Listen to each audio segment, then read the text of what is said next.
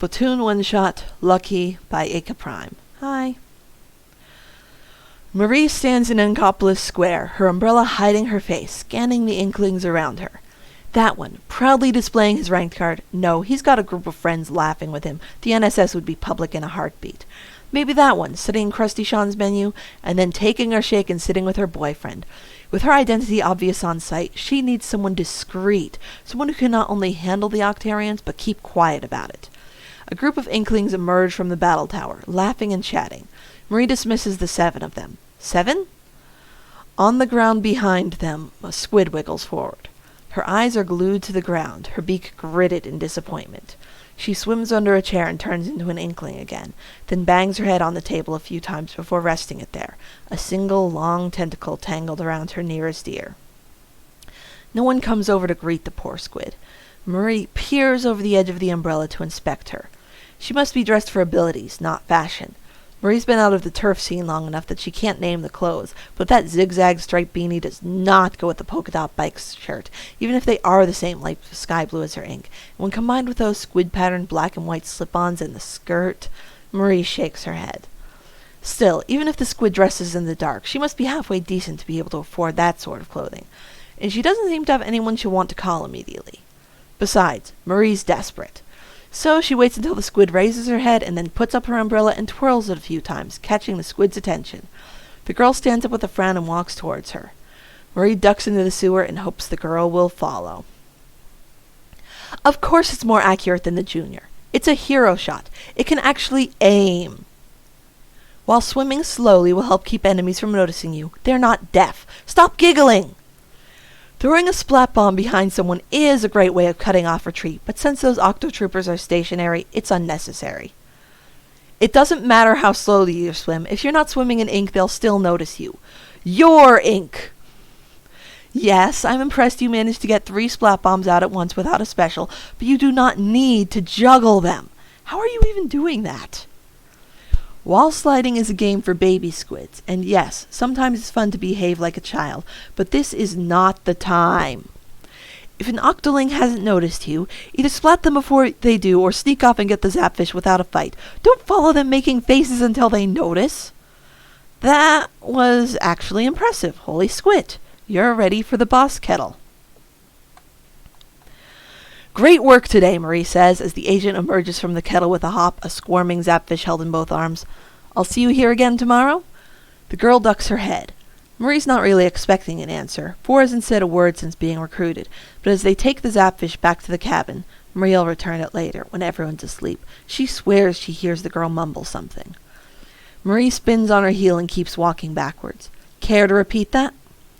4 blushes and looks at the ground. If I don't visit my relatives once a week, they'll send out a search party. Her voice is soft enough that Marie strains to hear. Callie. Marie's hearts ache. The day after, then? She can use tomorrow to go through databases again, keep searching for Callie Topside, and pre-record another of her radio shows. She recorded 4 more today, watching Agent 4 go through the kettles. Marie waits until 4 nods, then Marie turns to face front, satisfied. 8 o'clock sharp. I'll make toast. 4 giggles. So, why did you come to Inkopolis? It's kind of silly, but I want to be a professional ranker. Marie half turns, and the girl continues in a breathless rush. I know it's hard, and a million squids try and fail every year, and that I'm not very fast or smart or talented, but I'm going to work really, really hard and do it anyway. Marie holds the door to Cuttlefish Cabin, open for 4. That's not silly at all. What are your ranks right now? Favorite weapon? 4 sets the zapfish down in a tank inside. Except for my Junior, I can only afford the splatter shot. She rubs the back of her neck. Never gotten to try anything but a shooter. Spent too much money on clothes? Marie asks. Agent 4 avoids her eyes and makes for the door. Also, my ranks are not the greatest. I'm at C+ in Splat Zones, B- in Clamblitz, A- in Rainmaker, and D in Tower Control. The lowest rank is C-, Marie interrupts. Not when you're as bad as I am. 4 waves and dives down the drain. Marie shakes her head. She'll have a word with Sheldon. No reason for an agent not to use all the weapons. I don't know how you're using that roller like a skateboard, but stop it. You can't flick that way. If you can poke an Octarian with your charger before shooting, you are way too close. It's a distance weapon, 4. while using curling bombs to make a tic-tac-toe board is unique, and throwing them in such a way that they bounce against walls for X's and explode in spaces for O's is downright impressive, I don't think Octolings know how to play. Or want to. If dodge rolling makes you dizzy, don't do it as often as you possibly can. Not only does it throw off your perfect aim benefits, but you ate a lot of toast this morning. I don't care what humans did with their weapons. A roller is not a sword of any sort. Bounce pads don't require sound effects. Please only make them when there are no Octarians around. I know what it looks like. By making training grounds like areas on the surface, they can practice for attacking Inkopolis. Be on your guard. As much as you like Tentamissiles, that laugh was disturbing. Aiming a charger isn't that hard. I'll give you a lesson tonight. We'll practice on the dummies. I warned you about dodge rolling. When you get back, you can sit until your stomach settles, then I'll get you more toast. Plain this time. Okay, fine. If the Octoboss has a unicycle, you can use the roller as a skateboard. No tricks! That was pretty slick, Squiddo. Marie reaches over and gives Four a long tentacle and affectionate tug. Four ducks her head, a tiny smile on her face, the zapfish squirming in her arms. Thanks, she says, and yawns, her face scrunching up. She ducks her head again. I know I messed up, but you're new with the roller. You'll learn, Marie says. Take the rest of the day off, rest up. You're visiting your family tomorrow, right? Four trails behind Marie as they take the zapfish to the cabin. Yeah, I'll see my relatives, but I'm not gonna rest. I've gotta spend the rest of today turfing. Marie holds the door open and frowns at her agent. You've put in over 50 hours on agent business this week. You need the rest. I need the money. Agent 4 sets the zapfish down safely and turns to Marie, looking at her eyes, then at the floor. She rubs the back of her neck as she adds, you need your parents' permission to move out and live alone when you're a kid. I had to tell mine I'd bring them money every week. They'd rather have me at home, helping out. Seriously? Parents are supposed to support their kids, not the other way around. They do, but... Force sighs and drags a hand down her face. Never mind. Marie grabs her arm as she goes to the door and turns forward to face her. If you're tiring yourself out, it could endanger you in the field. Tell me. She won't let Four get splatted, or worse, kidnapped like Gramps was 2 years ago. Like Callie is now. Four sighs. She refuses to meet Marie's eyes as she says, my older siblings all gave up on their dreams of league winners and turf masters and everything, and now they need my parents to help them out a lot, because my parents spent all that money on their apartments and equipment. Between that and the younger ones, no one ever has any time or money, so my stuff is hand-me-downs. My older sister's learning weapon manufacturing, and the other older sister's at Inkpaw, and the first twins are studying fashion design, and so your parents are making you pay for your own apartment and their education? Marie puts a finger under Four's chin and tilts her head up until she's looking at Marie. It sounds like just paying for yourself is more than enough. It would be, but because I'm not home, I'm the middle child. If I were home, I'd be watching the other twins, and there are 11 of us. Four steps out of Marie's hold. And there are a million stupid rules to try to keep everyone in line. I don't care how tired I am. I'm making enough money that I don't have to go back. Marie bites her lip as Four stalks away, her shoulders hunched. Have you tried Grisco? The work is messy, but it pays. They fired me, she says. Marie's jaw drops. I didn't know they did that. Four's laugh catches in her throat. She turns back to look at Marie. Well, yeah. I did never mind. Her cheeks tinge blue. She rubs one hand over her eyes in a single fast swipe. I've been playing a lot of nights and still working on my ranks. Don't worry about me. I could pay... No! Four scowls at her, tears on her cheeks. I'm not going to be beholden to you for something. I can do this myself. Marie opens her mouth, but Four is already down the drain. Marie doesn't go after her. The girl is upset enough. Instead, she goes into the cabin and makes a shopping list. No more 10-hour days for her agent, not if she's turfing, too. And if she's that tight on money, her agent may be skipping meals. It won't take much to fully stock the cabin, but she's going to take care of her agent, even if no one else is. It's a slosher. It's a bucket, not a hat. Take it off your head. Autobombs are not chickens. Clucking at them is inappropriate. That's not going to work. It's not going to work. Because centrifugal force. Do I need to give you a science lesson? Did you just teach an Octobomber to play tic-tac-toe? And you lost? Just because the splatling fires a lot of bullets doesn't mean you don't have to aim. You are not the Mother Autobomb, and you cannot get a gaggle of them to follow you like ducklings. I don't care how much fun you're having. Chargers are still better than splatlings. Hey, you've gotten good with those dodger. That was a wall. I don't care how many tricks you could do with one. You're not taking the bounce pad with you. It wouldn't fit in your apartment. And we're not installing it by the cabin. Oh, just leave it already. What do you mean the Octobus has more new clothing than you do? It's freaking armor. Look, finish this fast and I'll buy you something nice. Holy squid, that was fresh. And yeah, I actually already got you something. Wanted to surprise you. Nope, no objections. You earned it. Marie sits in the stands near the reef, her thermos full of tea halfway to her mouth, watching. 4 dodges around a blaster, shoots twice, dodges again, and takes them out, then throws a sprinkler on the bridge's underside so it rains down on her other opponents and keeps the squid with the Rainmaker from swimming away. By the time her teammates have respawned, she splatted the Rainmaker carrier and the shields reformed. She then manages to splat herself between the shield and the side of the bridge, making Marie groan. That's such a newbie mistake. Though to be fair, 4 is a newbie. The match goes back and forth for a while. With 20 seconds left, 4 gets a triple and grabs the Rainmaker. Rather than charge forward and get splatted by the splatterscope waiting for her over the bridge, Agent 4 veers left. Flanked by her only useful teammate, she fires again and again, clearing a path behind the car and getting her team the lead, only to be splatted by a suction bomb she didn't notice as the timer goes off, signaling her team's win. Marie smiles and leaves before the rest of the crowd can pay her any attention, and waits by the exit. When 4 walks by, grinning, hugging her new ranked card to her chest, Marie calls out, "A performance like that deserves a crusty sheenwich. My treat." 4 jumps a foot, turning squid on the spot. She looks up at Marie from the pavement. Call me Hotaru in public," Marie says, folding her umbrella. "Meet me at the shack? I know it's late, and I gave you the afternoon off, but your train back home doesn't leave until midnight." Agent 4 opens her mouth, closes it, and swims towards the drain. Marie moves away without a second glance. By the time Marie returns to the cabin, 4's already waiting. She picks up her sheenwich and smiles. Thank you." She looks down again. "How did you know I was playing today?" "You told me yesterday, remember? You were looking forward to today's rotation." Marie sits next to her on the bench. "Took me a while to find you. I forgot I never asked your name, since we only interact when you're on duty. Your parents named you Lucky, or is that just your handle? Have they come to any of your matches? They must be proud." Agent 4, Lucky, rubs the back of her neck. "I don't want to be the same person I was at home, name included. I changed my turf handle 4 or 5 times before deciding, well, I'm Agent 4, and 4-leaf clovers are lucky, so I must be lucky."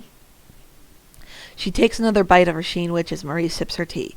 "In fact, I can't think of a single unlucky thing about the number 4.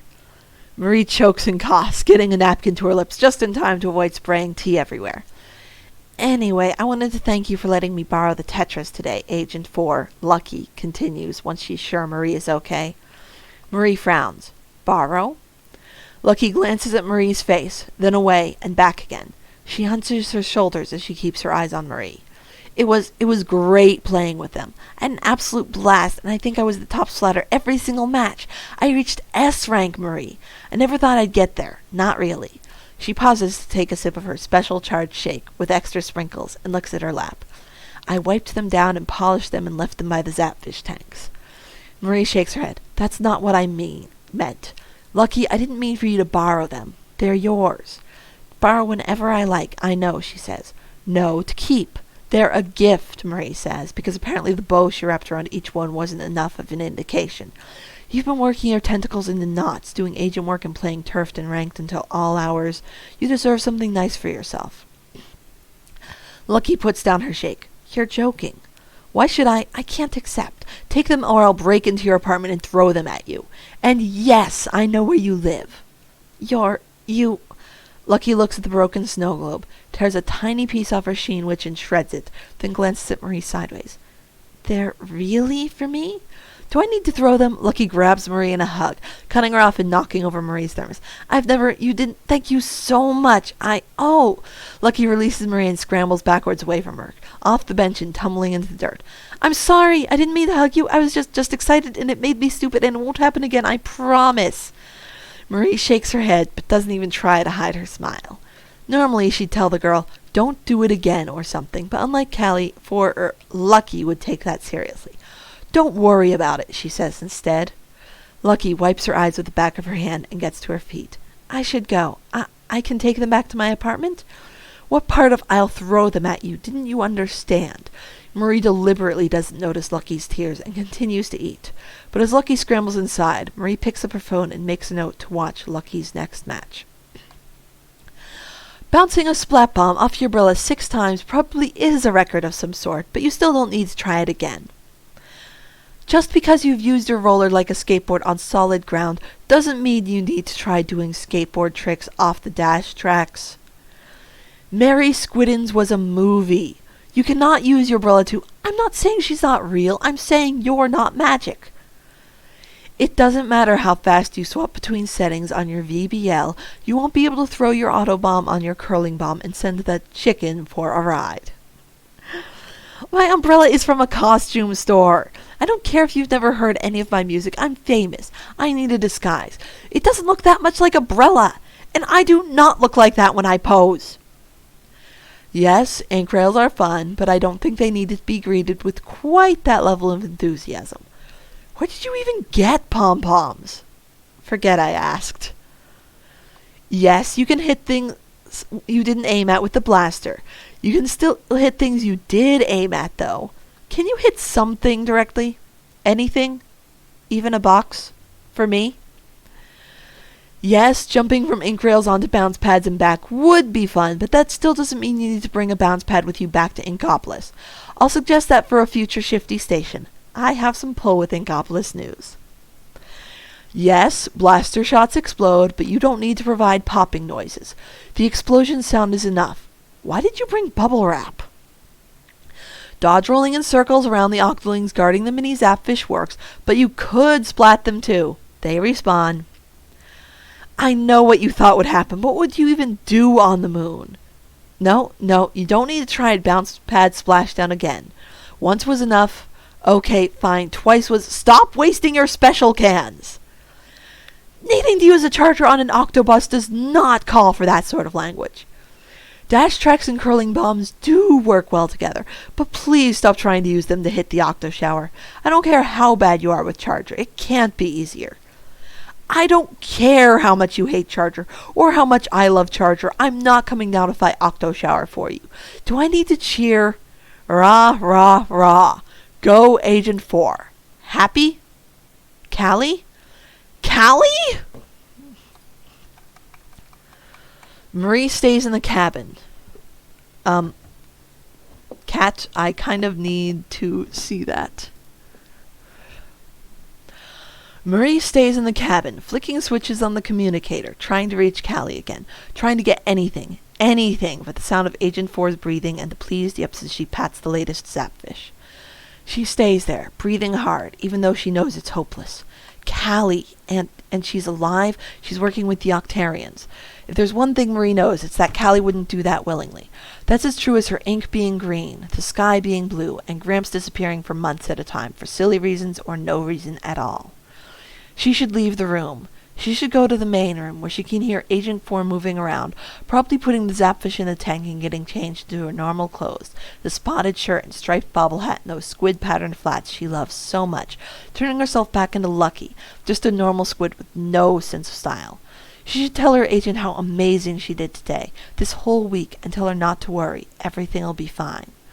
But she can't make herself leave her station. By the monitors watching Agent 4's progress, the headset she uses to communicate still on her ears, her notes for her next radio show and half-finished scripts in the time of the tower control rotation Lucky hopes to make B- at last. She really is terrible at it. And as she tries to stare at all these things and care, all that's pounding in her head is Callie. Callie, and Lucky's voice over the headset. Sorry about calling in. Oh, hi, Benji. Is Mom around? Marie blinks and reaches up to touch her headset. Lucky must have forgotten to take hers off. You did good in school, buddy? Didn't get into any more? No. Teachers don't like it when you pretend sticks or ink brushes and beat each other with them. Don't do it. Mom grounded me for, just an hour? And you got a cookie? Lucky sighs hard. Look, buddy, if Mom's not around, how about Dad? Lexi? Rich? Van? No, not Millie, not... Hi, Milsters. Did you make a new tentacle painting this week? Marie should take the headset off. She's eavesdropping, and... Look, Lexi, could you tell the others I won't be home tomorrow? A friend of mine, Hotaru, needs some help. Marie stops with her headset halfway off. I do too have friends. I do. Okay, I have acquaintances, okay? I know no one would really want to be my friend, but she's nice to me and needs a place to stay for a few days. Her roommate's having issues, and I'm not leaving her in my apartment alone. Marie tears off the headset and scrambles to her feet. Lucky isn't in the main part of the cabin. Marie finds her outside. I'll have the money, enough for 2 weeks, I promise, next time. Yeah, one-time thing. I promise. She looks up at Marie, standing at the cabin's door. Hi, Hotaru. You left your headset on, Marie says. Lucky flushes blue. Oh.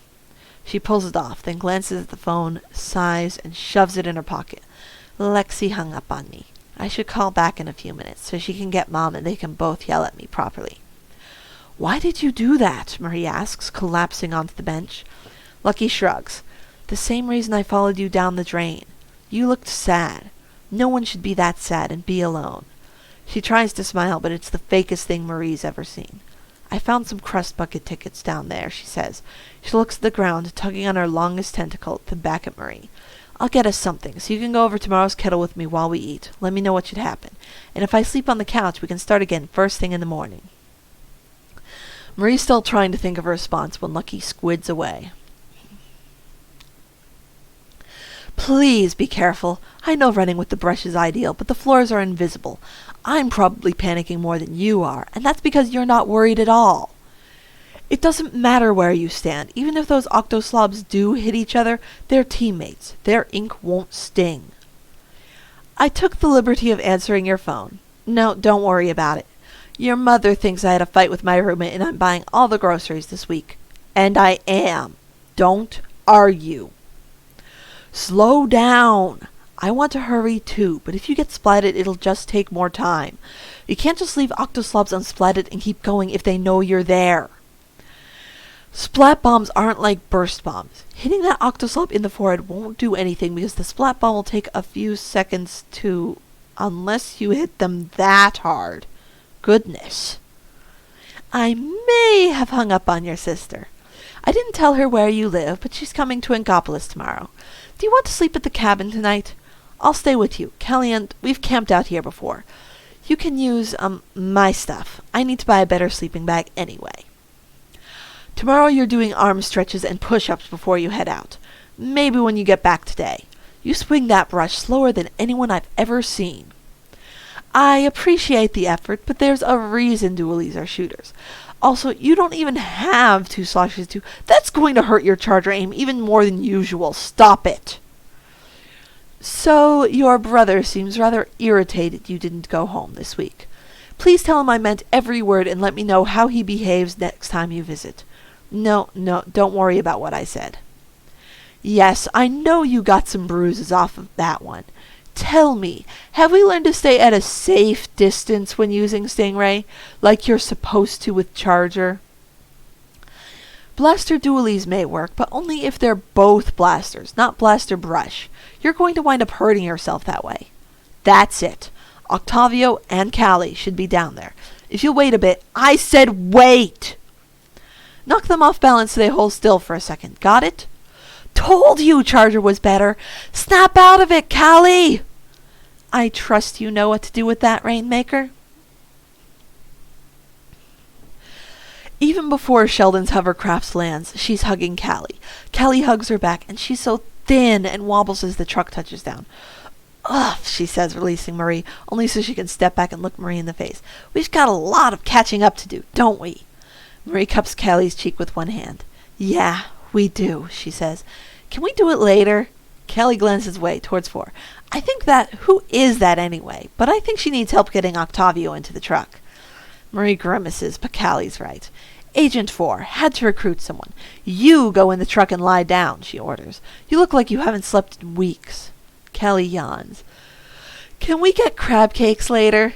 And galactic schwaffles, Marie says, pulling Callie into another hug. She only lets go after Callie does and helps her cousin off the truck. Only when Callie's in the passenger seat, pulling her tentacles out of their bow, already half asleep, does Marie turn. Four and Sheldon have Octavio tied up, and Four is trying to coax a harness and leash on the great zapfish. Where the hell did Four get those? Marie comes up and puts her hand out. Hold him still, and I'll get it. Four passes her the harness, then starts scratching the great zapfish gently behind the gills. He lets out a happy bubbling noise and leans into the touch, letting Marie strap the harness around him, though Four has to lift up his fins for Marie to slip the proper parts beneath them. They're back in Sheldon's truck minutes later, Octavio tied up and cursing in the trunk, the zapfish hitched to fly alongside, Sheldon driving, Callie fast asleep in the front seat. They've been flying in silence for several minutes when Four says, So, I guess you don't need to call me Four anymore. We're still on duty, Marie reminds her. No, I mean... Four sighs and keeps her eyes trained out the window. She's Agent 1, right? Your cousin? And closest friend, Marie confirms. She'd never say that if Callie were awake, but right now she keeps looking ahead, seeing Callie's dark tentacles draped over the back of the seat and smiling. Right now is a special time. And with Octavio dealt with, the Octarians probably won't cause any trouble, right? Marie hums affirmation. She reaches out and takes Callie's nearest tentacle in both hands, rests it on her lap, because after all these weeks, it's hard to believe this is real. So, you have another agent to help you, and even if you're both busy, things are going to be quiet. You won't need me. Marie turns to look at Four now, because Four is still staring out the window at the clouds. They're making good time. They should be back at the cabin in 5, maybe 10 more minutes. Absently, she starts massaging the tentacle she holds, the way she and Callie did for each other after Splatfeds. And since you don't mean me, I'm not just going to hang around when you've got... Four's breath hitches. She clears her throat. You'll have better things to do, and more important people to be with, and I'm not going to get in the way of that. Marie keeps massaging Callie's tentacles and raises an eyebrow, even if Four isn't looking. Does she actually think... So I'll leave my gear and hero shot and everything, and I'll just go back to turfing and ranked and you never have to see me again, she says in a hoarse rush, slumping over, still staring out the window. I'll just be plain old lucky, and I won't breathe a word about this to anyone, don't worry. No one listen anyway. Marie snorts. If you think you're getting out of patrols that easily, you've got another thing coming. Four straightens. Patrols? Just because we think the Octarians are going to be quiet doesn't mean we can guarantee it. She reaches for another of Callie's tentacles, massaging away the stiff soreness she must have from keeping them tied up far, far too long. I'll give you a week off, but come next Monday, I need you down there. We'll thrash out a patrol schedule. It'll have to be at least once a week, and I'm going to make you rotate through the weapons. She leans back, pretending not to notice Four turning away from the window at last. Charge her first, I think. Your aim really is atrocious, and maybe Callie will help you with Roller once she's recovered. Coming in for a landing, Sheldon calls. Marie releases Callie's tentacle to brace herself, but Four catches her hand. Do you mean that? Marie rolls her eyes and pulls her hand away. Like it or not, you're a member of this platoon now, and we need you ready for any future incidents. Now grab that handle. There'll be a bit of a bump. Four obeys. Once they're landed, she jumps out to help Sheldon unload everything, and Marie takes a moment just to breathe. Callie looks back over the seat. Thanks for the massage. Marie groans. How much did you hear? Didn't even fall asleep, Callie says, grinning at Marie. Why didn't you just tell her she's your friend? Marie unbuckles her seatbelt and stretches. She'd never believe it. Marie sits in the stands of the reef, halfway through her third cup of coffee and still wishing she were asleep. Since Callie's return, Marie's been sleeping until 9, 10, even noon. Still, Callie needs to exercise to get her strength back, and Marie's not about to let Callie go alone. Even if this is something like the 8th game of turf war in a row and she has to get up at a stupid hour. Looks like some new turfers joined the lobby. Marie looks at the overhead scoreboard. Blue team has 69, 420, 69. Torf Master, Censored, and Sarah 12321. Pink team has Callie's turf name, Aari, along with Duke, Sky Swimmer, and Lucky. Lucky?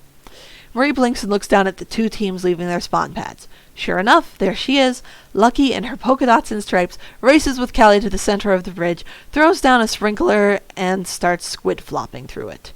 Callie joins her. In moments, Callie and Lucky are chasing each other in circles, Lucky dodge rolling while Callie tries to flatten her, and members of both teams are super jumping in trees, squid flopping, and dancing with their specials for the sheer joy of a squid party. Marie rests her head in her hands and groans, but she's smiling.